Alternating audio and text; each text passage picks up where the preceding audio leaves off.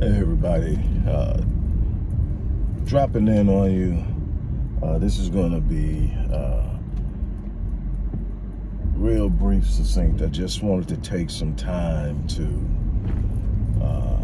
send my condolences to the family and loved ones of the great Biz Markie. Those of you who know me know that I'm a huge fan of hip-hop. And there's a story behind it. As a very young man, I got to spend some time in Canada as an athlete. And it was a short hop over into the state of New York when I was spending time in Mississauga, which is right outside of Toronto. And I got to watch the second phase explosion of hip-hop in the late 80s and early 90s, so from 87 on. And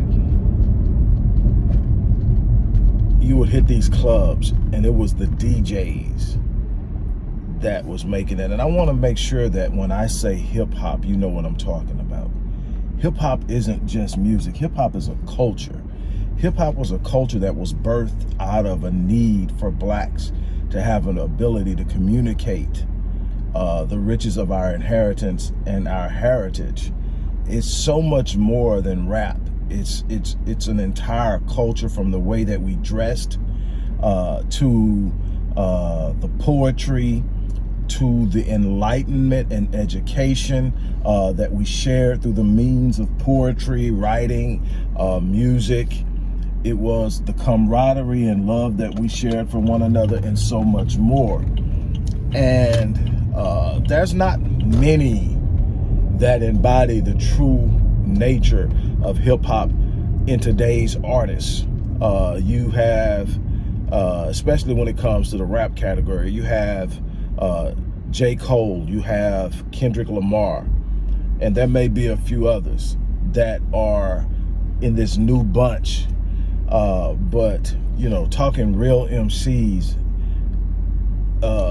man, don't get me started on that. But anyway, one of the things that people will tell you about Biz Markie, I never had a relationship with him, but I saw him a lot, especially way back then, which was like a mind-blowing thing, because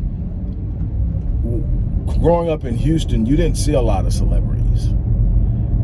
Now, funny thing is, during the peak of our, careers, I guess, Scarface and I lived like 4 doors down from each other for a while.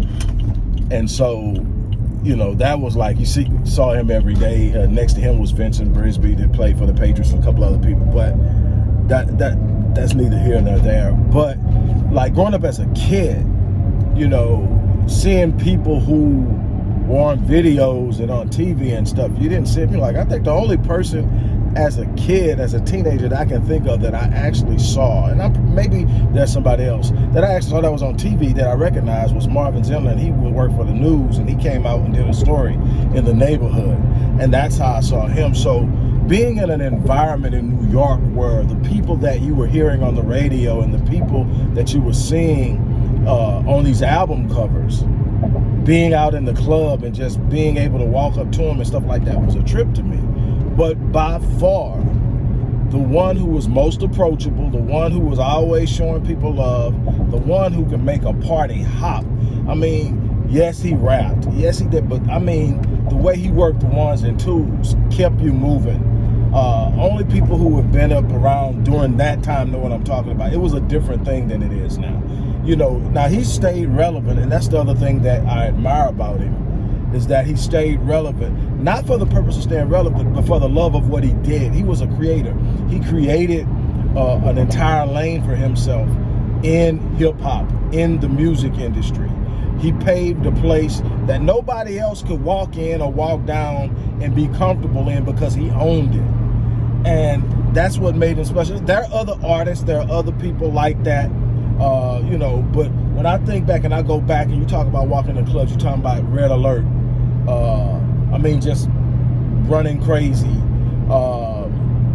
and so many, you know, that right now my mind's not coming, but I mean just so many people, you know, Cool Herc in clubs, African Bombada. I mean, people who really are pioneers.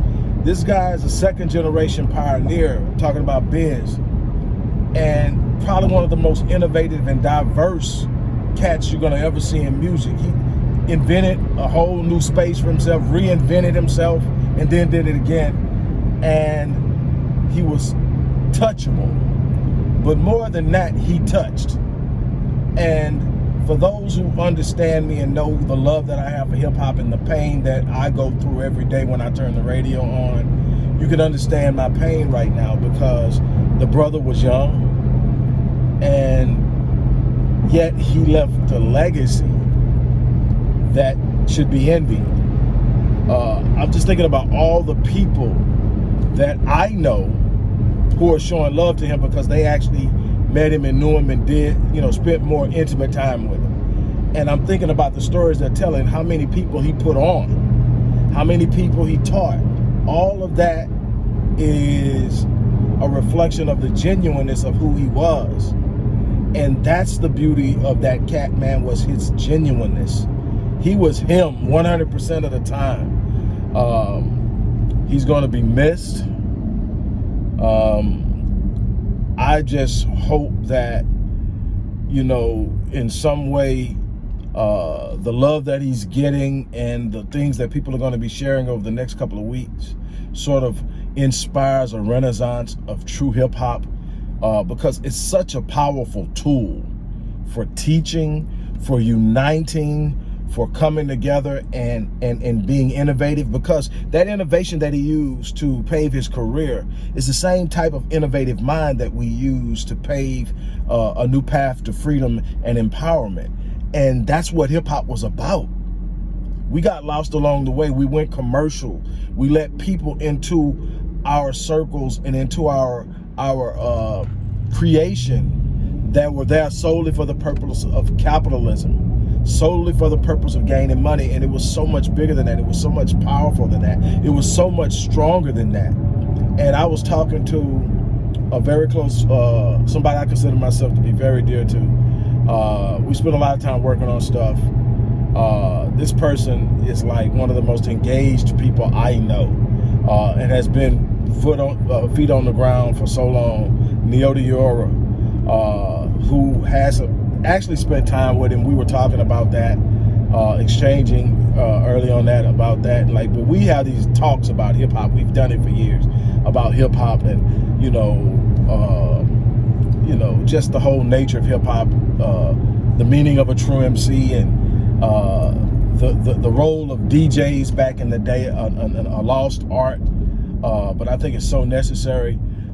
So many other things. But Neota was just talking about the times that she had interviewed him when she was working as a reporter in hip hop, and some of the things are like, she's an icon in and of herself. But we were just talking about it, and this person, I mean, this guy, he's just put on so many people, and he's got so many. I was just looking at people I personally knew and the stories they're sharing, and I'm going like, is it anybody this dude didn't touch? But anyway, I just had to take the time to do that, man. You know, when I first heard about it yesterday, I just had to let it sink in. Today I watched everybody tell their stories. Like I said, I don't have any personal stories. We never sit down and chopped it up, but I've been in this space with him more than once, and I watched him interact. And that's the kind of cat you want to say you know. And I wish, I would have probably worked harder at developing a relationship. The fact that I didn't have a relationship was solely me, and how I was at the time. But I always had an appreciation and admiration for the cat because he was just real.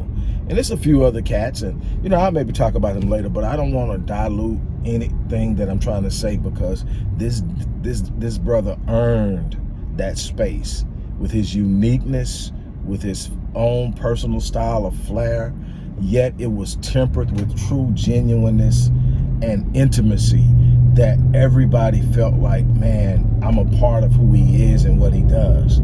That's hip hop. That's that thing. I think Lauryn Hill had it.